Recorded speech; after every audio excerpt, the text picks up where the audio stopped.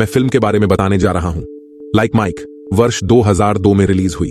Kelvin Cambridge नाम का एक किशोर लड़का चेस्टरफील्ड अनाथालय में अपने दो सबसे अच्छे दोस्तों मर्फ और रेग के साथ रहता है।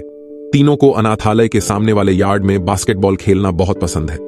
एक सुबह जब वे खेल के बीच में थे तो ऑक्स के नेतृत्व में बदमाशों का एक समूह उन्हें रोक लेता है। वह कैल्विन को उसकी बास्केटबॉल जर्सी के लिए एक मैच के लिए चुनौती देता है। जबकि कैल्विन के दोस्त उसे धमकाने वाले को अनदेखा करने का सुझाव देते हैं, महत्वाकांक्षी लड़का अपने पसंदीदा बास्केटबॉल खिलाड़ियों की तरह चुनौती लेना चाहता है। मैच शुरू होता है और ऑक्स आसानी से उसके खिलाफ जीत जाता है क्योंकि दोनों की लंबाई में काफी अंतर है। वादे के मुताबिक वह कैल्विन की जर्सी लेता है और उसे परेशान करने के लिए उसे फाड़ देता है। अनाथालय के निदेशक स्टेन बिटलमैन अक्सर बच्चों को अपने फायदे के लिए पैसे जुटाने के लिए कैंडी बेचने के लिए कहते हैं। उस रात वे NBA team Los Angeles Knights के घरेलू खेल में जाते हैं और मैदान के बाहर कैंडी बेचते हैं। खेल के अंत में कैल्विन रात के कोच वैगर को कार में बैठकर जाते हुए देखता है। वह उस आदमी के पास जाता है और उसे कुछ कैंडी देता है।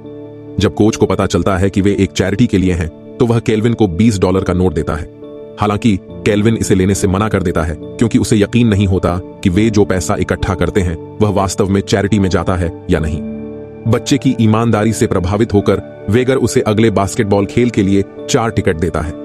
बहुत खुश कैल्विन मर्फ के पास दौड़ता है और उसे टिकटों के बारे में बताता है। अगले दिन कुछ जोड़े अनाथालय में एक बच्चे को गोद लेने के लिए आते हैं। पहले तो कैल्विन आशान्वित होता है, लेकिन जल्द ही उसे एहसास होता है कि माता पिता केवल छोटे बच्चों को ही चाहते हैं। बाद में उन्हें थ्रिफ्ट स्टोर से दान किए गए कपड़ों का एक बॉक्स दिया जाता है। कैल्विन को एक जोड़ी जूते मिलते हैं और वह उन्हें पहनकर देखता है। जब वह नन से जूतों के बारे में पूछता है तो वह कहती है कि वे एक प्रसिद्ध बास्केटबॉल खिलाड़ी के हैं। जांच करने पर कैल्विन को उस पर माइकल बी जॉर्डन के नाम के पहले अक्षर मिलते हैं। हॉक्स को जूतों से जलन होती है और वह उन्हें ले लेता है। वह फीतों को एक साथ बांधता है और उन्हें हवा में फेंक देता है। कैल्विन को निराशा होती है। जूते बिजली के तार पर लटके हुए हैं। रात में एक तूफान आता है। जब बाकी सब सो रहे होते हैं तो कैल्विन मर्फ और रेग को जगाता है ताकि वे जूते को तार से निकाल सकें। वे बाहर जाते हैं। भारी बारिश में कैल्विन किसी तरह केबल के पास एक पेड़ पर चढ़ने में कामयाब हो जाता है।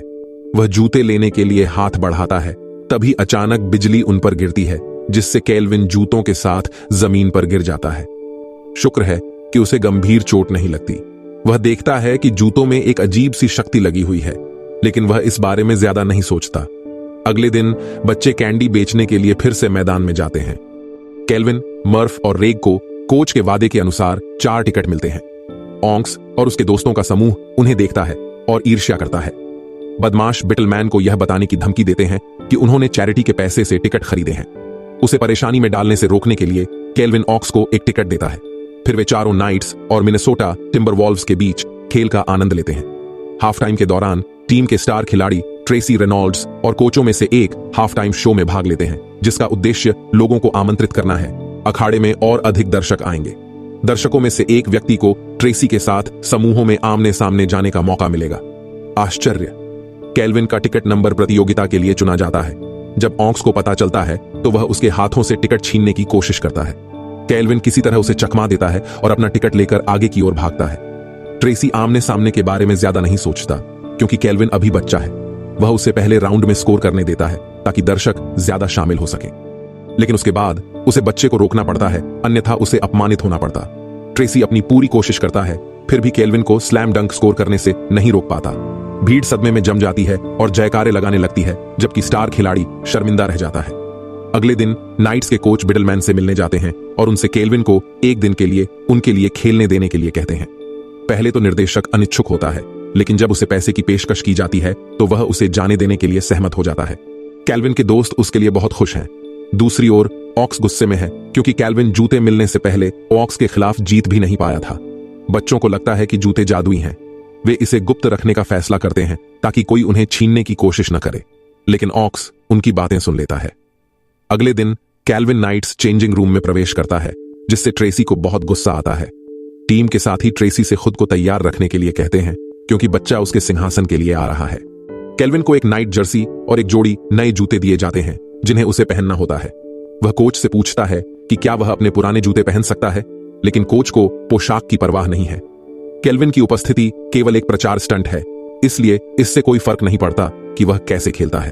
पिछले मैच के बाद केल्विन की लोकप्रियता तेजी से बढ़ी है, जिसके कारण मैदान में दर्शकों की संख्या में भी वृद्धि हुई है। उन्हें खेल के पहले हाफ में खेलने का मौका नहीं मिलता क्योंकि उनकी टीम हारने वाली होती है। वह कोच से उसे एक मौका देने के लिए कहता है। हालांकि संदेहास्पद, वह केल्विन को खेलने की अनुमति देता है क्योंकि वह अपने भाग्यशाली जूते नहीं पहनता है। केल्विन बहुत घबराया हुआ है। सभी को परेशान करते हुए वह टाइम आउट लेता है और अपने पुराने जूते बदलने के लिए लॉकर रूम में भाग जाता है। वापस लौटने पर वह बहुत अधिक आश्वस्त है। बच्चा कुशलतापूर्वक अपनी टीम को विरोधियों के अंकों को पकड़ने और उन्हें जीत दिलाने में मदद करता है। मैच के बाद वह टूर्नामेंट के बाकी हिस्सों के लिए टीम के साथ खेलने के लिए एक अनुबंध पर हस्ताक्षर करता है। वह अनाथालय में टूर्नामेंट के लिए जाने के लिए सामान पैक कर रहा है, तभी बिटलमैन उससे भिड़ जाता है। वह व्यक्ति वित्तीय लाभों के कारण उसका अभिभावक बना रहना चाहता है, इसलिए वह केल्विन को उन लोगों से सावधान रहने के लिए कहता है जो अब उसे गोद लेना चाहते हैं, क्योंकि उन्हें केवल उसके पैसे की परवाह है। उड़ान में कोच ट्रेसी और केल्विन को एक ही कमरे में ठहराता है। केल्विन को यह तथ्य पसंद है कि उसे अपने आदर्श के साथ एक कमरा साझा करने को मिलता है, लेकिन ट्रेसी इसके बारे में उतनी उत्साहित नहीं है।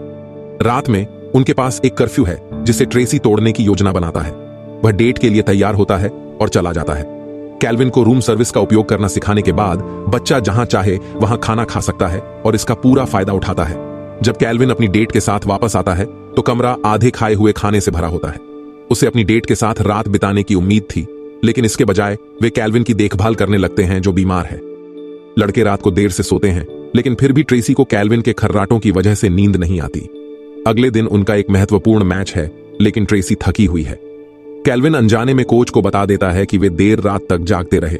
कोच ने चेतावनी दी कि अगर ट्रेसी एक बार फिर कर्फ्यू से चूक गया तो उसे सस्पेंड कर दिया जाएगा।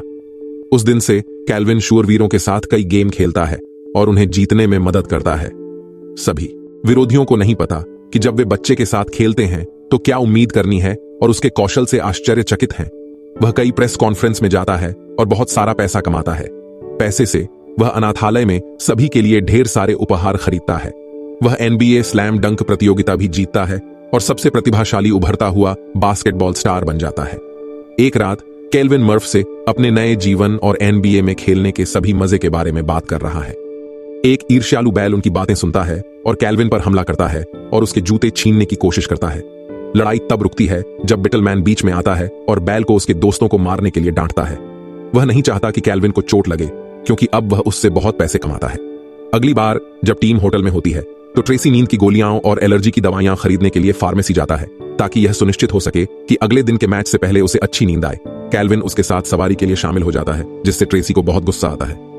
रास्ते में बच्चा ट्रेसी के माता पिता के बारे में पूछता है। उसे पता चला है कि ट्रेसी के पिता हैं जिनसे वह बात नहीं करता।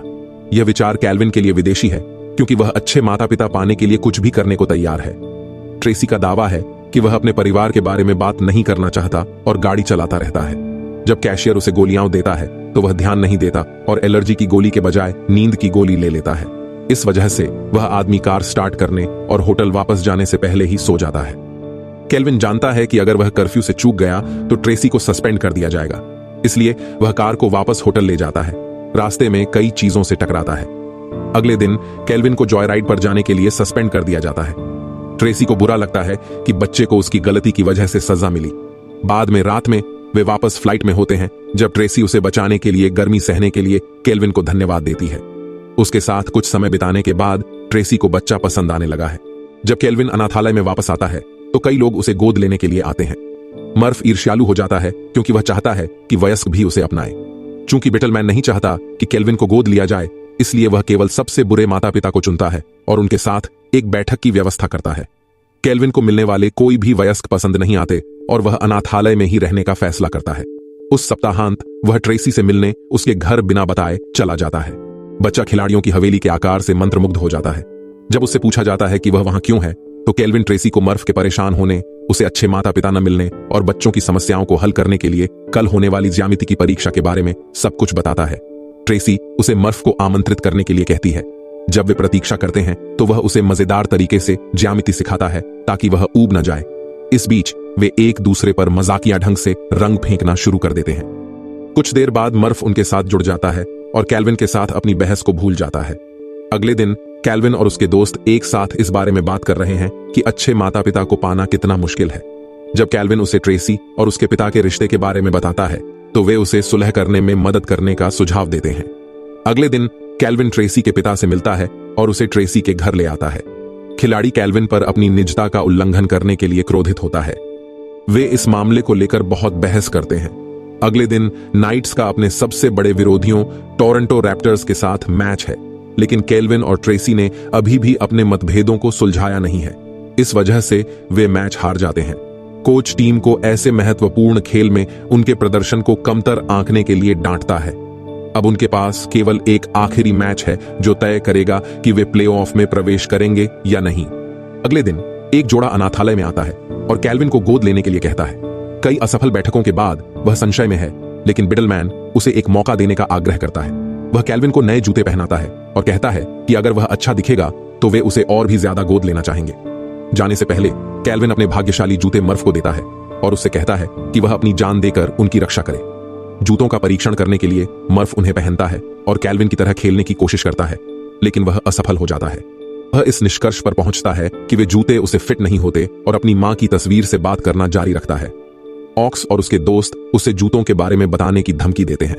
जब वह मना करता है तो वे उसे बिडलमैन के पास ले जाते हैं, जो मर्फ के पास मौजूद अपनी मां की एकमात्र तस्वीर को जला देता है।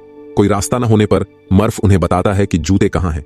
इसके बाद बिटलमैन अपने साथियों से मिलता है और अगले गेम में नाइट्स के खिलाफ $100,000 का दांव लगाता है। चूंकि उसने भाग्यशाली जूते छिपाए हैं, इसलिए उसे यकीन है कि कैल्विन खेल में भयानक होगा। कैल्विन अपने संभावित माता पिता के साथ डिनर पर जाता है, लेकिन वह फिट नहीं लगता। इस बीच ट्रेसी अपने पिता से मिलता है और उसके साथ सुलह करता है। वह कैल्विन को बहुत याद करता है और अपने अगले मैच से पहले उससे बात करता है। वह बच्चे को गोद लेना चाहता है, लेकिन उसे यह बताने से बचता है कि कल जिस जोड़े से वह मिलने गया था, उससे मिलने के बाद खेल से 20 मिनट पहले मर्फ ने कैल्विन को फोन किया और उसे जूतों के बारे में बताया। कैल्विन उन्हें वापस लाने के लिए अनाथालय की ओर भागता है। बच्चे बिटलमैन को बांधने में उसकी मदद करते हैं और उससे पूछते हैं कि जूते कहां हैं। ऑक्स समूह के खिलाफ जाता है और उसकी मदद करने की कोशिश करता है, लेकिन बिटलमैन द्वारा उसका अपमान करने के बाद वह अपना मन बदल लेता है। हमेशा की तरह वह तिजोरी से जूते निकालता है और उन्हें कैल्विन को वापस दे देता है। फिर हर कोई अपने स्कूटर पर सवार होकर वापस अखाड़े की ओर चला जाता है। बिटलमैन किसी तरह खुद को मुक्त करता है और अपने सहयोगी को बुलाता है ताकि वह कैल्विन को खेल में आने से रोक सके। लोग उसे रोकते हैं, लेकिन बच्चे उन्हें रोकने में कामयाब हो जाते हैं और कैल्विन को आखिरी उपाय के तौर पर मैदान में जाने देते हैं। बिडलमैन कैल्विन के सामने खड़ा होता है, उसे आगे बढ़ने से रोकता है, लेकिन बच्चा उसे अपने स्कूटर से टक्कर मारता है और आखिरकार खेल में पहुंच जाता है। उसके आने तक जब वह खेलना शुरू करता है तो उसकी टीम काफी अंतर से पीछे होती है। वे जल्द ही प्रतिद्वंद्वी के स्कोर को पकड़ लेते हैं। हालांकि खेल के बीच में उसे टैकल कर दिया जाता है और उसके जूते नष्ट हो जाते हैं। घबराए हुए कैल्विन का मानना है कि उसका जादू जूतों में है, इसलिए वह उनके बिना कभी स्कोर नहीं कर पाएगा। ट्रेसी लड़के को प्रेरित करती है, उसे बताती है कि जूतों ने ही उसे आत्मविश्वास दिया है, असली प्रतिभा उसके अंदर ही है। आखिरकार कैल्विन खेल जारी रखता है और अपनी टीम को जीतने में मदद करता है। अपने बचपन के बाकी समय को एक सामान्य बच्चे की तरह बिताना चाहता है। कैल्विन अपने कोच से कहता है कि वह अनुबंध को नवीनीकृत नहीं करना चाहता है। वह अनाथालय में वापस लौटता है, जो बिडलमैन के चले जाने के कारण अब पूरी तरह से अलग है। ट्रेसी कैल्विन को एक बच्चे को गोद लेने की अपनी योजना के बारे में बताती है और उससे पूछती है कि क्या वह उसका बेटा बनना चाहता है। कैल्विन इस शर्त पर सहमत होता है कि मर्फ भी उसके साथ आएगा। उनके दोस्त रेग को भी एक अलग परिवार ने गोद ले लिया है। अंत में कैल्विन और मर्फ दोनों अपने नए कमरे में ट्रेसी के साथ मजाकिया ढंग से लड़ते हैं। वीडियो में बस इतना ही था। मुझे उम्मीद है कि आपको यह पसंद आया होगा। इस तरह की और सामग्री के लिए सदस्यता लें और हमारी मदद करने के लिए लाइक बटन दबाएं। साथ ही अगर आप चाहते हैं कि हम आपकी पसंदीदा फिल्म का रिकैप बताएं तो एक टिप्पणी भी छोड़ें। अगली बार तक अपना ख्याल रखें।